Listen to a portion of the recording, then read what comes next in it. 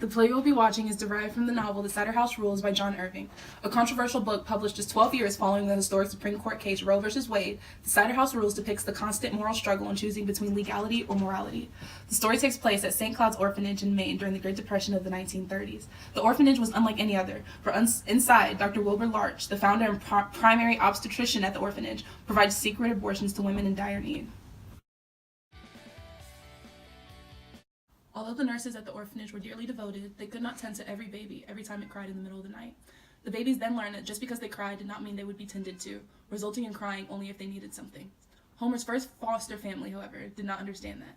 They were certain they had been given a retarded, brain-damaged baby and insisted the orphanage take him back. Alas, Homer's first family had been a failure. After this happened for 2 weeks straight, the family could not take it anymore and decided to take Homer back to St. Cloud's. Sorry, Dr. Lunch, but this baby's not going to work for us. We tried to make it work, but time and time again, he just wouldn't cry. Well, I'm sorry it didn't work out for you. Everything works out fine. Thank you. Thank you. The next setting is set in a small town near the St. Cloud's orphanage named 3 Miles Falls. In the small, quiet town, an older man and a younger woman were married. One of the children from the older man's previous marriage bore a child, and because the child was not well cared for, it cried night after night. When the woman and her baby leave 3 Miles Falls due to incessant complaining, the town consequently misses hearing a baby cry all night long. The family then goes to adopt a baby from St. Cloud's to fill the void, but is quickly annoyed by Homer's silence. His silence was such a disappointment to them that they took it upon themselves to discover who can make the baby cry the loudest, and after the loudest, who can make the baby cry the longest. The whole family begins to eat at the table. Meanwhile, Homer is left unattended with no food. Why won't that damn baby cry? Don't you dare feed him anything, alright? Did you hear about that crying baby? There's no way that's Homer, because that's not the Homer I know. Dr. Larch, we have to get Homer out of that house. There's no way he should be crying. You're right. Let's go get him now.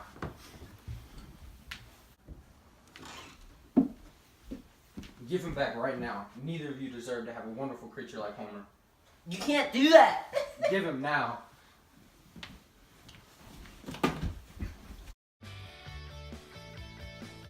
The third family was the Drapers. The Drapers possessed such rare qualities of championship and kindness that to judge all humanity based upon them would be foolish.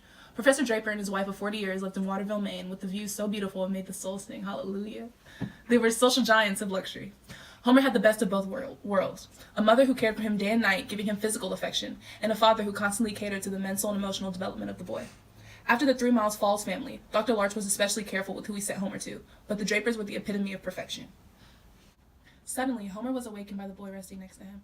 The boy had tried to do unethical things to Homer, resulting in Homer crying, something he had learned from the previous family at 3 Miles Falls. The crying awoke Mrs. Draper.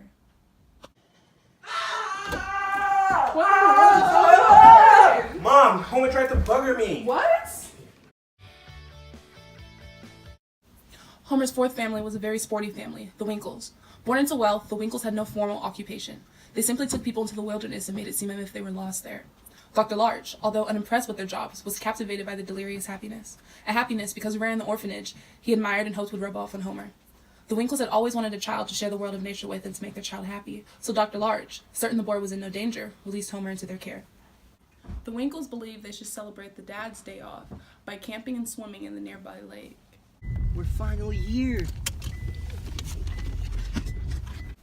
Homer was intrigued by the moose and wildlife, but due to his inability to swim, the swimming and camping portion he was much less interested in.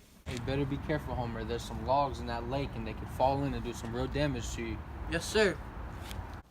Homer was worried about the possibilities and decided not to jump in right away. Instead, he stayed nearby the lake, keeping an eye out for the moose. Homer begins to notice big logs moving into the stream, heading towards the Winkle family. But it was too late, as the logs wiped out the whole Winkle family before he had the chance to say anything. Oh my gosh! No! Ah! Homer is in a very shocked state as he walks down the side of the road, searching for help.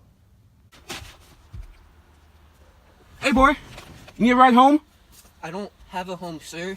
The man was in so much shock he was speechless. The drive back was painful as neither of them said a word. The car arrives at the orphanage where Homer is welcomed by familiar faces. That is when Dr. Wilbur Larch gave up on finding Homer a home. Dr. Larch, Homer, you can stay here as long as you feel you belong to. Thanks, Dr. Larch.